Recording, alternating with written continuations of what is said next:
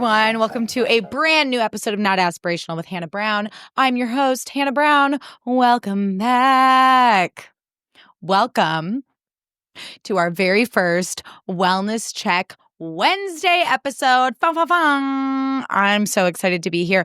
Really quick though, those of you who are watching on YouTube, as you can see, I have some nose freckles on, and that's because I've started drawing freckles on, not just because the hot girls of TikTok do it, but also because I saw the movie Blink twice. This was like back in the fall or over the summer. I don't remember when. Whenever that movie came out, I saw it in the theater. And I first saw Adria Arjona for the first time. She is in that movie. She's brilliant in it.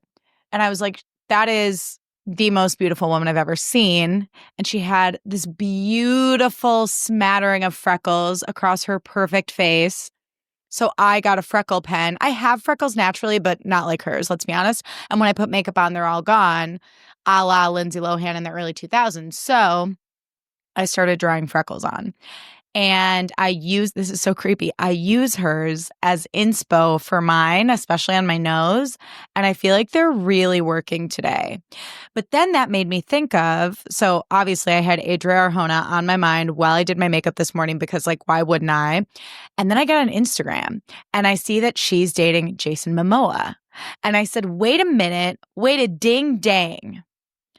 Adria Arjona is dating Jason Momoa, who used to date Lisa Bonet, who is Zoe Kravitz's mom, who wrote and directed Blink Twice, which Adria Arjona starred in. And I was just thinking to myself, was that at any point awkward? And is it awkward now? Like if they run into each other at industry events, is Zoe salty or does she not care? Now, I will say, if there's one family of celebrities who I could see being, hi Nora, who I could see being chill, Nora, please, who I could see being chill about that kind of thing, it would be the Kravitz-Bonet family. Lenny, Zoe, and Lisa, I think, are like, they just seem like hippies. They seem like hot hippies who are just like, whatever, it was working until it didn't, and let's just keep making art and moving on. So, but I was thinking about that, and all that came from the fact that I creepily draw my freckles on to look more like Adria Arjona every day. I'm unwell. I feel like the word unwell, by the way, is tainted because of Alex Cooper. Daddy gang. I feel like the word unwell is tainted now. And that's a bummer because I do consider myself unwell. Anyways, housekeeping business to kick things off. First of all you Bravo-loving listeners out there, check me out on last week's episode of Bitch is Better with friend of the pod, Raven. We discussed the season premiere of Summer House. We got into it, and the podcast is called Bitch is Better. So I was a little bit bitchy. And if you would like to hear that, if you would like to hear our takes on Summer House, make sure to check that out. I've linked that episode in the show notes for you. Also, how was everyone's Valentine's Day? I was thinking about it. I was like, should I throw together like a Valentine's Day episode of like what to do if you're single on Valentine's Day? But I decided not to because sometimes when I have a holiday or like some important event like on the calendar, like my mom's anniversary or like some day that I know might be challenging for me, sometimes talking about it and like soaking up content about it just makes it harder. So I was like, you know what? I don't think we need to go there. But I will tell you what I did on Valentine's Day. Jake and I stayed in. Normally our Valentine's Day tradition is to get a bunch of food at McDonald's. We get like a 20-piece McNugget, cheeseburgers. We both love the hot mustard sauce. And then we get a bunch of fries. And I get a Diet Coke and a McFlurry. And we get drunk and we watch a movie. In the past, it's been How to Lose a Guy in 10 Days or The Bodyguard, like some amazing either rom-com or romantic film. This year, we decided to make our own McDonald's at home, like healthy McDonald's, because Jake found this recipe for like air-fried McChickens with keto buns. And so he made those, and then we made little like smash burgers, very McDonald's-esque, tasted amazing. The keto buns were a hit. And then we just got like frozen French fries. And then we did go to McDonald's and pick up the actual hot mustard because we really like it. And the food was delicious. And then we watched that new Prime movie with Reese Witherspoon and Will Ferrell called You're Cordially Invited, which should have been really good, but wasn't. And mainly because like, who the fuck was like, I know what a good romantic pairing in a film could be. Reese Witherspoon and Will Ferrell. Note to self after a long day at work, I don't want to see that. But we had a lot of fun. And then Saturday, we went to West Hollywood and got face massages or face, quote, workouts at a place in West Hollywood called Face Gym, where they famously went to on Vanderpump Rules. It was fine. I wanted to go there for a really long time. And like their whole thing is like lymphatic drainage on the face. It was fine. Like their whole vibe in there is like it's supposed to look like a gym. So you're not going there for like Zen vibes. You're going there to like get the shit beaten out of your face so that you look snatched, which like it worked and I did. But then they did this like EMS machine on my face. It's like an electromagnetic wave thing. And because of all my dental work, because I have like fucked up teeth, it like hurt my face. So like more than anything, it hurt. And listen, beauty is pain. I understand that, but I didn't really enjoy the experience overall, and I don't think I'll be back. But I mean, I like trying anything one time, you know? Okay, next thing I have to get into on a more somber note is the black anglerfish on TikTok. Now, those of you who have hobbies and aren't on TikTok, there was a black anglerfish, which is those fish with a deep underbite and spiky teeth and like a light on their head, like in Finding Nemo. There was one of them found, I believe, off the coast of Spain, swimming up towards the surface of the ocean. These fish are like black and like decrepit looking, like they're spooky looking because they live 6,000 feet under the sea. And for whatever fucking reason, this tiny little anglerfish, if you're watching on YouTube, they're like this big. This fish is like the size of a tennis ball. I always thought they were big. Well, I was wrong. They're tiny, or at least this one was. Swam from 6,000 feet deep to the surface of the ocean, saw the sun, and died. Died. So Friday night, Jake and I have had our healthy McDonald's. We've watched our movie. I've had some wine, and I'm on TikTok, and I'm looking at this anglerfish. Like, people on TikTok are fucked up in the best way because it's like heartbreaking already that this fish died, but then people were making these like Pixar-esque like animations out of it and like poetry inspired by it and like line tattoos inspired by it. Like this black anglerfish became like a beacon of hope for everyone. And I just pulled up some of the comments that people wrote about her that really got me. I should also mention that the next day I got my period. So I was between the wine and my hormones, I was extra emotional, but I was like weeping. And Jake was like, it's going to be okay. And I was like, no. Listen to some of these comments. This is fucked up. I have spent my whole life carrying a light no one could follow.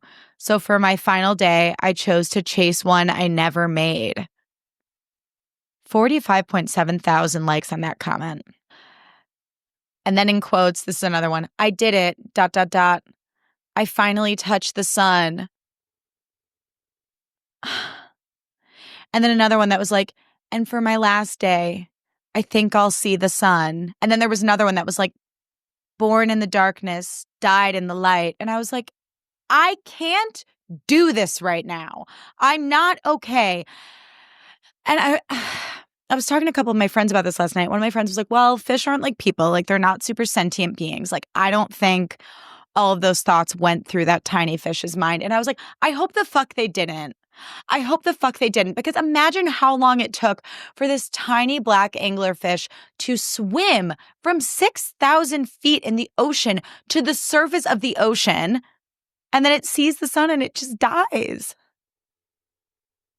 I'm fine. I'm not going to cry. We're too new in this new iteration of this podcast for me to cry on the pod. Maybe I'll get there someday. No shade to the Brittany Broskis of the world who cry on their podcast. God knows I've done it before, but I can't go there today. But I just wanted us all to, I'm sorry, if I had to suffer through black anglerfish content, I need you all to suffer with me because like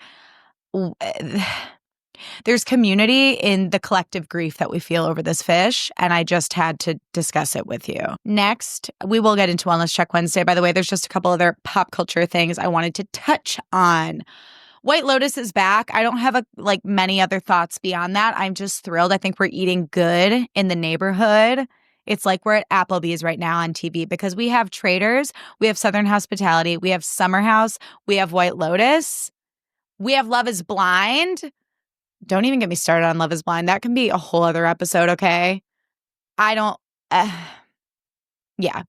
But we're eating good in the neighborhood. I feel like we are so back. I feel like there was a famine of good TV for like a long fucking time. And now I have like multiple nights a week where I am sat on my sectional watching a show that I actually give a shit about. And that feels so good. That's when I feel the most alive. And the energy in the air right now is like very like sexy second semester. Like we're heading into spring, baby.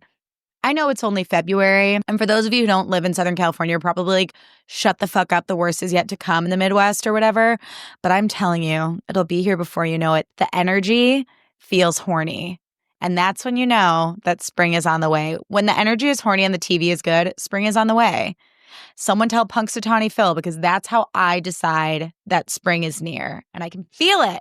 And I've already said this before, but with Mayhem coming out soon and the uprising of recession pop and like the true hellscape that is the country right now, I just know this summer is going to be completely feral, and I honestly can't wait because I have to feel something. Speaking of pop music, we have a new Addison Rae song called High Fashion. Okay, let's talk about it. I think Addison Rae's rebrand is one of the most incredible things we've seen in pop culture in a really long time. Like, I really think it should be studied. I think we should teach a course on it. Like, I want to rebrand like that, but I'm not mysterious enough. Like, I can't shut the fuck up long enough to have like a really sexy rebrand, because I think part of it is like going quiet for a little and then like popping out the box, being like, who am I now? Bet you didn't expect this. And I think that's what Addison Rae has done. So all of her music videos are always like super sexual, but in like a really artsy way. And to like a certain camp of people, they're like, this is iconic. This is legendary. This is taste making. This is art. If you don't like it, you don't fucking get it. And then there's the people like me who are like, okay, yes, risks. Okay, yes, Addison Rae does have a certain magnetism that cannot be denied. I think we're trying a little too hard. I find it to be a little reductive. I'm like, I think it's like we're getting a lot of Britney Spears influences always from Addison Rae, which like, I think it does feel like an homage. I don't think it feels like an overt ripoff. And that's, sometimes it does, now that I'm thinking about it. But like, that's okay. Like, we can't have art, like new art, without old art. Sorry, for those of you watching on YouTube, Monty is here now. Monty has entered the chat. We can't have new art without old art. So like, go ahead, Addison, like be inspired by Britney. That's fine. But some of these videos, I do feel like we lose the plot. And maybe the point is there is no plot, but it's like, I'm always going to go back to Lady Gaga. But a video like You and I, which came out in, I believe, like 2012, 2011, was one of those videos where like I didn't fucking get it the first time. And then the more times I watched it, same with Marry the Night, the more times I watched it, the more it like meant so fucking much to me. And maybe it's because those videos had like more of a narrative structure. And maybe my taste is just not like videos that are vibes. Like I like music videos that tell a story. So that might just be like a personal preference thing. But I do think this video, I was kind of just like, what are we doing? And then like, because I'm 9 years old, I like didn't even notice that it was like a big Coke reference. Like everyone's like, oh my God, it's like so crazy that it's like one huge reference to Coke. And I was like, I wasn't listening to the lyrics. I wasn't even paying attention. I was just like, oh, she's like dancing around a bunch of flour. Like, I guess she really likes baking. Like, I'm an idiot. I didn't think twice about it. And then I listened again because I made a TikTok about this, but I found that song and the tune of it to fill me with like a deep sense of dread. Like, it just unsettled me, and I kept waiting for like the bass to drop and for it to be like fun, and then it never was. And I just kind of like walked away from it feeling kind of like, oh, like, ugh, like a little uncomfortable, and just being like, what did I just experience? And maybe that was the point. But I'm not going to like shake my ass to High Fashion this summer. So like, why would I listen to it? You know what I mean? It's no Von Dutch, that's for sure.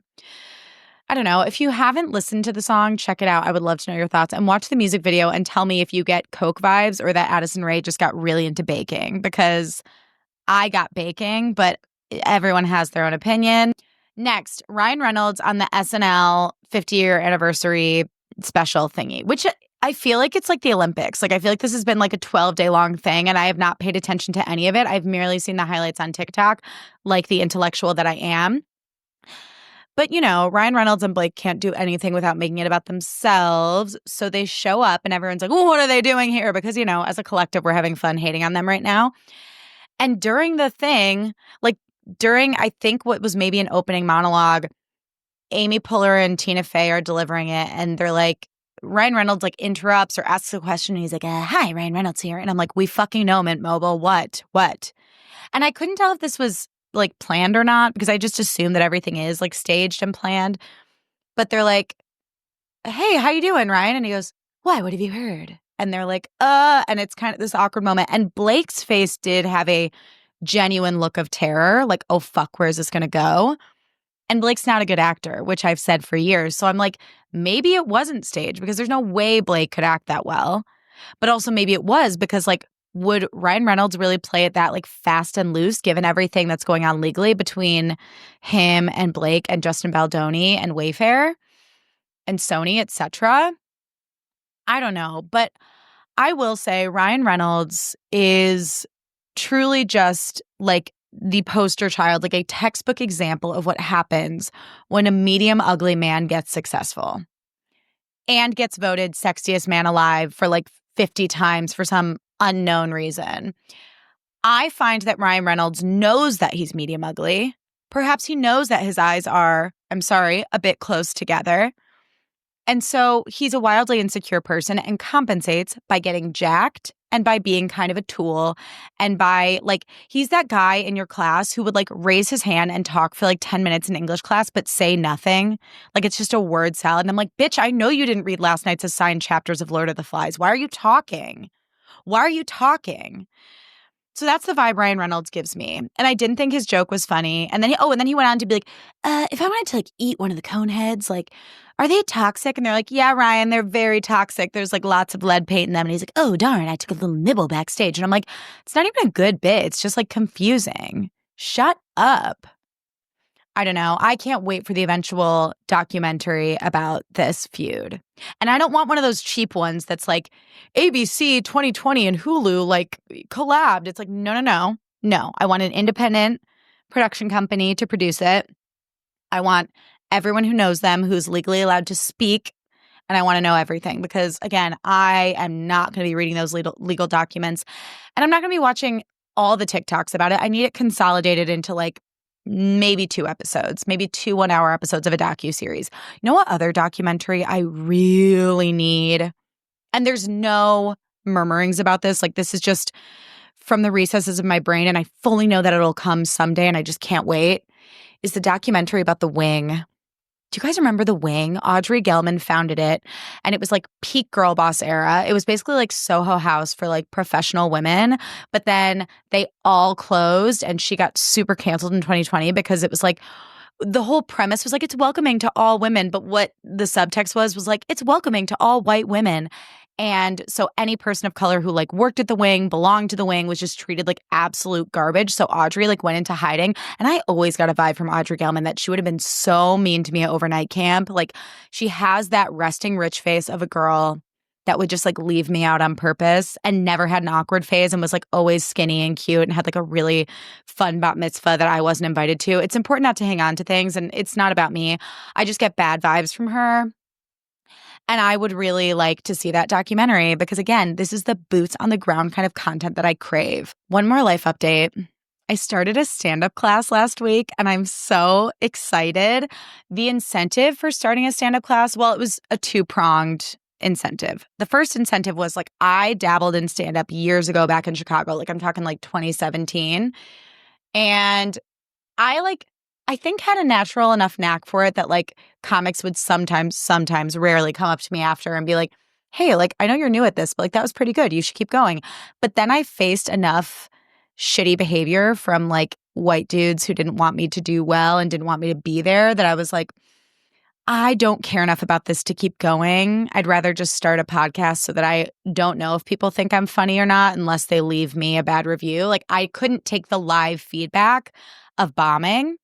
And I also wasn't good about reworking jokes. I would just come up with new sets every time. So I wasn't patient enough to work the same set over and over until it became a polished diamond. So I'm so excited to be back in stand-up. And the second prong of the incentive was that I miss theater so much. And I discovered that over the summer when I did this acting intensive with I Am a Theater Company in LA. Shout out. Love them. And I realized I really missed performing live and that performing in my phone like was no longer sufficient.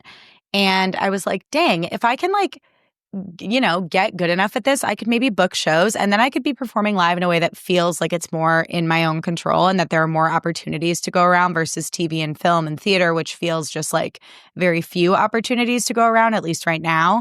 So I'm super excited to go down that road and I'll keep y'all updated. And if any of you have ever dabbled in stand-up, let me know because I would love to hear your story and I would love any advice, any tips, any tricks. I'm so excited. And we have a show at the end on March 9th where we get to do a 5-minute set. Like each of us gets to do a 5-minute set and I'm so pumped. And I like have so many ideas all the time. I don't even know what my set's going to be about, but I'm excited to figure it out.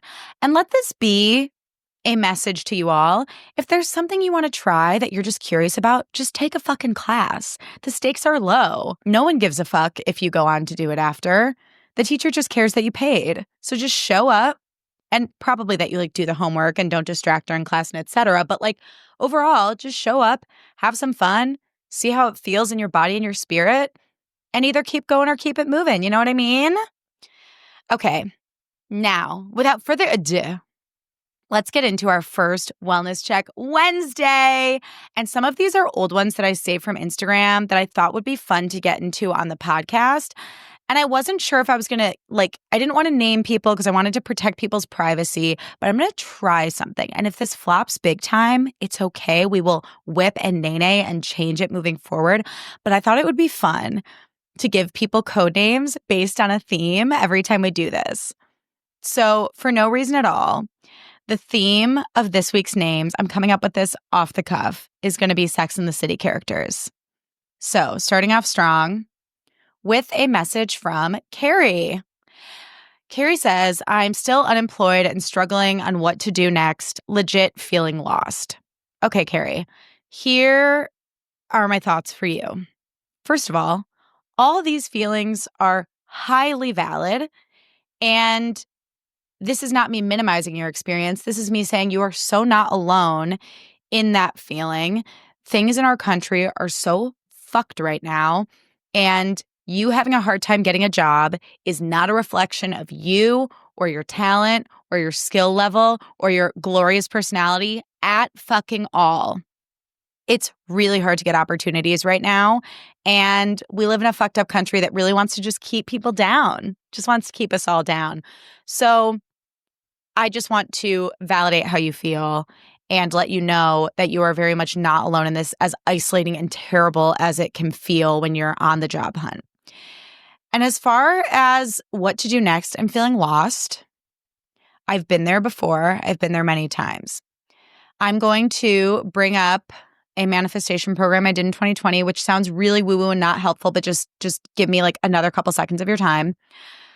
They introduced me to a concept called bridge jobs, which is like a job that you take that is kind of bullshit. And you do it because you know it's a mean to an end. Like you do it while you're actively looking for other things just to like get income rolling in. And it can literally be anything that you can get that is like bullshit enough that you can mentally separate from it and not let it like weigh on you too much, but is like stable enough that you have some sort of income that you can live off of. So I would say ask around, get slutty with asking around, because the other thing too is I think there is so much internalized shame and embarrassment around not having a job and having a hard time finding one. But the fact of the matter is we have all been there before. We will all probably be there again. And we will also all be in the position where we can help someone else when they really fucking need it. So this is just your time to ask for help, and someday it will be your turn to give someone help. So do not feel any shame or embarrassment about tapping into your personal networks and saying, hey, listen, I'm looking for a job. Here's the things I'm qualified at. Here's what I think I would be good at. Here's what I'm down to do. Just see what opportunities arise. And I think LinkedIn is like a thankless hellscape. So if you can have someone who can put you in direct contact with someone at their company, like take those leads, have those conversations. I would say just be open-minded and say yes to everything. And don't sell yourself short. Know that the right thing is going to cross your path exactly when and how it's supposed to, even in a way that you might not be able to imagine right now, but that job is out there. It is waiting for you. The right one, I mean. But if you have to take something that's just kind of bullshit for now that like maybe isn't your passion, but you're like overqualified to do it, go for it. Do some like journaling or meditation, or just like go on a walk with like a pump up soundtrack, anything that can make you feel confident and grounded in yourself again to help you like remove the shame and any of those like blocks that you're feeling, like emotional and mental blocks that you're feeling around job stuff. And then when you're ready, start reaching out to people and just be like, here's my credential, here's what I can do. And also, I'm generally pretty anti-Chat GPT, but desperate times call for desperate measures, okay? Don't be afraid to use Chat GPT to put in your resume and put in the jobs that you're applying for and interviewing for and say, hey, Chat GPT, bestie, could you please like alter my resume to fit this position? Because it's not that you don't have the skills for like 90% of jobs. It's that it's hard sometimes to objectively look at our skills and find a way to package them in a way that looks sexy to potential employers and makes us look valuable. And sometimes you need a career coach, but those are expensive, or a fucking robot to do it for you. No shame, babe. No shame in that game, okay? Good luck. I love you, Carrie. You got this. Next, we have Stanford. Stanford Blatch says, I'm tired of having to be aware of every little thing this administration is doing. Let people live. Stanford, I am so with you on this. I think it is the hardest time. I mean, every day is a new fucking horror. And the scariest thing is that none of us are safe. And depending on who you are and your journey and the hand you were dealt, you might be less safe than other groups of people, especially under this administration. And it is so fucked up and scary. And I wonder if or when the people who voted for this fucking psychopath, fascist moron, leave me a bad review, I don't really care, when they're going to realize that they're not safe with him either, that this guy isn't going to choose favorites. Everyone feels royally fucked right now, okay? So, validating how you feel. Should this whole episode just be called Validating How You Feel? Because, like, I get it. And now I'm going to tell you that I do not have a fix, unfortunately, other than, like, of course, we have to put pressure on the people in power. We have to call our senators, our Congress people, et cetera, and say, hey, what the fuck are you guys doing? And we have to vote and we have to show up, et cetera. But also the B word, boundaries, boundaries. We got to make boundaries around ourselves because otherwise we won't survive these 4 years and beyond. Boundaries, okay?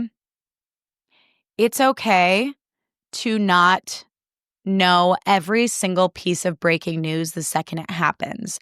It's okay to not comment on every single piece of breaking news the second it happens publicly. It's okay to protect your peace because you cannot be of service to anyone if you are not functioning yourself. And things are so scary and so bad that I genuinely believe that if we were all to be fully tuned in all the fucking time, we wouldn't be able to get out of bed at a certain point, you know? We wouldn't be showering, we wouldn't be showing up to work, we wouldn't be brushing our teeth, we wouldn't be showing up for our friends and family and living full, juicy, happy lives with valuable relationships, which we still deserve, which that orange fucker cannot take away from us, okay? So we need to make boundaries around the news and what we consume and how we consume it and how much we consume, okay? So that can look like you have office hours on your phone after 8 o'clock, 7 o'clock, it goes on your nightstand and you go to your living room and you watch a show without your phone, okay? It can mean muting certain accounts. It can mean unfollowing certain accounts. We as human beings, we're not created to be inundated with this much stimuli, this much information at once. It is not scientifically normal how stimulated we are. And as a result, we all feel like we have ADHD. We all feel like we can't focus. We all have a hard time following through on plans, leaving the house, going grocery shopping without having a panic attack. It's in the words of Vanessa Hudgens in 2020, a crazy time. It's a crazy time. So you got to protect your peace. And for me, the easiest way to do that is leaving my phone in another room or going on Do Not Disturb so that I'm not getting notifications. It's too much. It's too much neck to Quita. It's too much. So I'm here for you. I'm with you. I'm feeling everything you're feeling.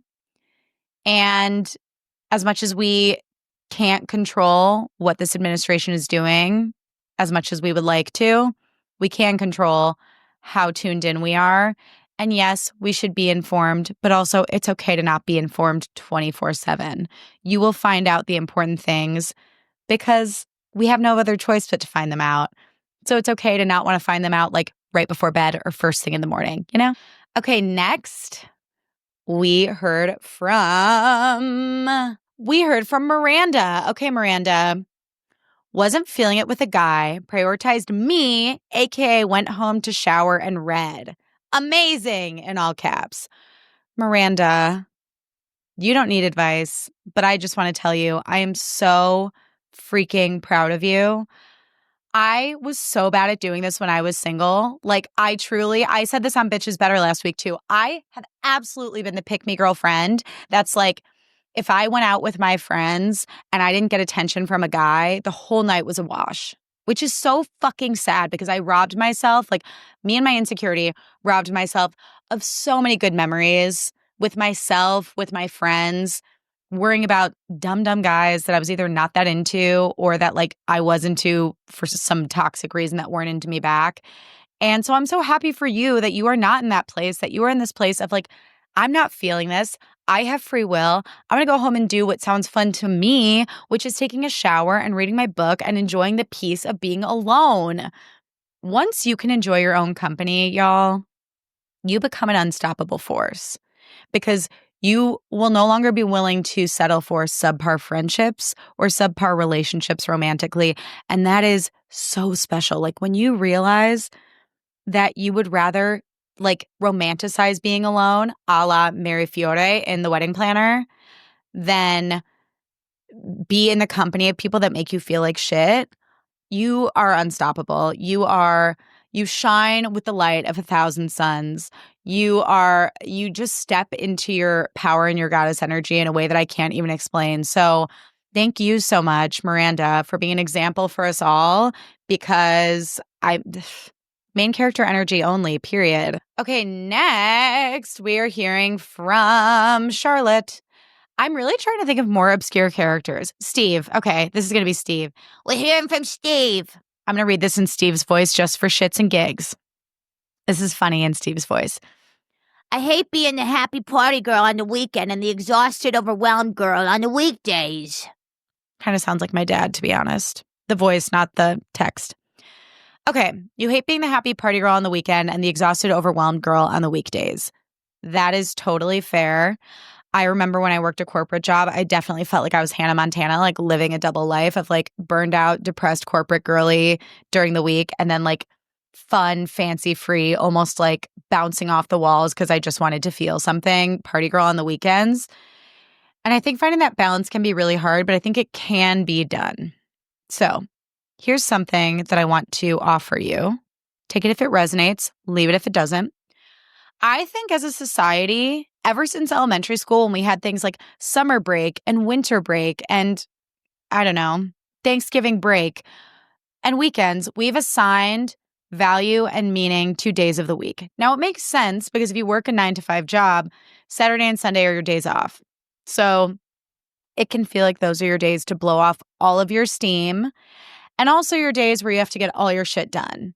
So it can feel kind of overwhelming because you're like, oh my God, I have been like tied to my desk all week long, tied to my computer, feeling like I can't walk away. And then on the weekends, it's like this mad dash to have all the fun, blow off all the steam, and also like do your laundry and do your grocery shopping and do your meal prep, whatever else you want to do on the weekends. So it can feel really overwhelming and it can give you like mental and physical whiplash. So what I want to offer is maybe during the week, finding ways to have fun so that it balances out that overwhelm during the week. Like maybe plan like an after work happy hour one day, or even like a game night, like have a couple friends over for a game night or to watch a show, like a weeknight show, so that those moments of like having fun are like folded into your work week and can break up the monotony of those stressful, overwhelming work days and give you something to look forward to at the end of a difficult work day. And then also, it'll balance out the energy on the weekends because you'll have already filled your fun tank a little bit throughout the week. And then by the time you get to the weekend, you might not feel as much like you need to party super hard or sleep super late. You might feel a little more balanced. Like you might be going into the weekend thinking, okay, well, like I had so much fun at that happy hour, on Thursday night, that Saturday night, instead of going out just because it's Saturday, maybe I'll just like stay in, do a face mask and watch a show that I've been wanting to watch and just like go to bed early. Like I think we need to take away putting all this pressure on ourselves to behave a certain way depending on the day of the week. And it's easier said than done because it is very much embedded in us by the way our society lives and operates. But that's what I want to offer you. I think more fun during the week, more rest on the weekends, and just kind of try and find a balance with that by just adding little things at a time. And take the pressure off yourself also, because it's okay to feel overwhelmed at your job and it's okay to want to go a little nuts on the weekends.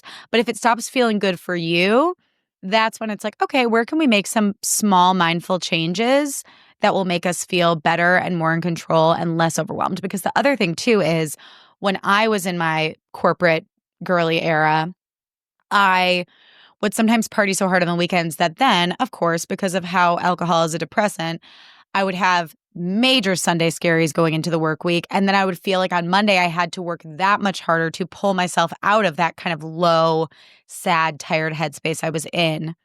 So by finding a little more balance with all of that, I think it will not only make your work week feel less overwhelming, but it will let those fun times feel more fun and more relaxing and more rewarding and less anxiety inducing after. So I hope that's helpful. Steve, and when in doubt, shoot some hoops with friends. Okay, last one is from Samantha. This would never come from Samantha. My fiance and I are in a fight about wedding and money, and I always feel like I end up as the villain. Okay, Samantha. Well, in the immortal words of Samantha, I love you, but I love me more. That's what you should tell your fiance. Just kidding. This is very real. I have so many thoughts on weddings. It could literally be its own episode, and maybe it should be. Tell me if y'all would be interested in that. But I think it is so easy to get in a fight with your fiance during wedding planning in general. And I had a friend tell me this right when I started wedding, or maybe even before I started wedding planning. Like maybe it was when I got engaged. She was like, heads up, you will get in a really bad fight with your fiance at least once during the wedding planning process. And that fight might end in, maybe we shouldn't even get married. And if and when that happens, just know it is normal and it is okay. So I'm going to echo that back to you and tell you that fights around weddings are normal and okay because there is nothing, no one talks about this, nothing romantic about wedding planning. There isn't. There really isn't. There's nothing romantic about going over contracts and talking about money and figuring out where the fuck it's going to come from and scaling back in your day-to-day life on fun shit so you can save up for this one fucking day and you have to feel the hottest that you've ever felt, but also your cortisol levels are up because you're so fucking stressed out and you care about things like napkins and your fiance weirdly cares about like having a certain cocktail on the menu and you're like, I didn't think you were going to care about that, but okay. It is so easy to disagree and just like, it's not hot and it's not fun and it's not sexy and it's not romantic. That's what the honeymoon is, okay? Wedding planning? Nah. And the money side of things is really fucking annoying because the guys in general, I shouldn't generalize, but like the guys in general are not on Pinterest and TikTok getting inspo and doing all the creative and planning and seeing all these cute ideas and feeling that pressure of not only do you have to look the most gorgeous you've ever looked in your life, but everything's going to be on social media and everyone's going to have an opinion about your wedding and it has to be perfect and you want it to feel like a reflection of you and your significant other, but also you're not a millionaire and you're getting inspo from these like rich girls on the internet and famous people. And it can feel really overwhelming. So we're going to take a deep breath, okay? I want to let you know that your wedding is about you and your fiance and nobody fucking else. Don't forget it. And I will say, a rule that my fiance and I came up with, which you are welcome to use, is that you as the bride have veto power. So, yes, it's your fiance's day too. Yes, it should be a reflection of both of you. But if he's like, I really want to have fish tablecloths because I love fishing, you can say, fuck no, I love you so much, but that's not happening. Okay. So, as far as the money stuff goes, couple things. One, I don't know your financial situation. But two, there is usually a way to find a thrifty version of the thing that you want to do. For me, I was suggested a floral designer and I looked at her website and I was like, great, let's do it. And my fiance looked at the contract and was like, we don't have $20,000 for flowers. Like, what? So then I asked around and I was like, hey, that's not going to happen. Does anyone have like a florist that they like? And we were able to find someone to do like florals and signage for like $5,000. So like it's a lot of word of mouth in the wedding industry, and the wedding industry is a racket. So don't feel like you are so down to the wire with these things that there isn't time to ask around and find something that fits into your budget, because I promise there are creative people out there. There are small businesses. There are people who are like getting their start who are not going to charge as much as those super established companies that have been around for 25 years and did this person's wedding and that person's wedding. Like, ask around, and also use the internet, use TikTok. I literally found my amazing wedding photographer, Cambria Shelley, on TikTok because I searched like Southern California wedding photographer, documentary style, and I found her, and she was less than and more what I wanted than other companies we were looking at that would have been like way more money and absolutely out of our budget. So use TikTok, ask around, and also get creative, by the way. Like, other things that I just want to tell you people aren't going to remember financially about your wedding. They're not going to remember your cake. So if you're super passionate about cake and that is like worth your money to you, by all means, get the cake of your dreams. Our cake was $30 from Gelson's. It was white and had cute piping around the side, and it said just married in black frosting, and it was perfect. And it was cute in pictures too. I'm trying to think what else. What else did we save money on? We didn't do like charger plates because we didn't fucking care. We were offered linen tablecloths or polyester tablecloths. We did polyester because I was like, if people notice that our tablecloths are linen, we didn't do a very good job decorating everything else because that's the last thing someone should notice. Even our wedding planner was like, I would never notice unless I was a wedding planner. Like, she's like, when I go to a wedding as a guest, I do not notice that kind of thing. So like, it's just remember that some of those little details that feel so important, take a minute to check in with yourself and be like, are they important to me? Or do I think that they're important because of the internet and wedding culture at large? Okay. As far as you feeling like the villain, you are not the villain, you're the bride. Those are different things. You're not a diva for knowing what you want. You're not a diva for asking your fiance to meet you halfway on some of these things. You're not a bad guy, okay? You're not a bad person for wanting your wedding day to be everything that you've dreamed of. Money is a real thing. Two truths can exist at once, okay? Money is also a real thing. So I think it's okay to sit your fiance down and say, hey, I get that money is a real thing. This means a lot to me. Here's where I would be willing to compromise. Does that sound good to you? And I think by the way, I'm so resistant to money conversations. Like, I've had to work really hard with Jake to be willing to sit down and have those conversations. But what I would suggest is, scheduling like wedding meetings with your fiance. We're going to sit down, come in with notes, like talk through the nuts and bolts of that week or wherever you're at in the planning process. And if you have comments on or ideas about things you want to invest in or scale back on, like come with those notes ready to go for the meeting so that you're calm and you're collected. And since it's on the calendar, you'll be mentally prepared to have that conversation. And just keep it 100, because it's so easy to get emotionally like lit up about wedding stuff because it is emotional and it is overwhelming. But just remember that you and your fiance are a united front. You're a team, and your fiance might not always get it in the moment. But I promise, if you take the time to communicate calmly before or after a fight, because we're all human, we're all going to get in fights while we plan our weddings, as I said. But I promise once you get in a place where you can communicate calmly about it and kind of address the elephant in the room of money, you guys will be able to work together as a united front to figure out where you want to invest and where you want to cut back. And you should be the tiebreaker, and I stand by that. I hope that's helpful, Samantha. And wow, Samantha, congratulations on your wedding. I never thought that you'd be the marrying type, but mazel tov. Okay, everyone, that is all for our very first Wellness Check Wednesday episode. Thank you all so much for listening. Follow me on Instagram and Substack at Hannah A. Brown and TikTok and YouTube at Hannah A. Brown 0. All of that's going to be in the show notes, by the way. And if you love the show, do me a favor, leave it a rating and a review and share with your friends. Spotify also has a really cool feature where you can comment. So if listening on Spotify is your journey, leave me a comment. Say hi. Let me know what you think. That's all for me. I love you all, and I will see you next week. Bye.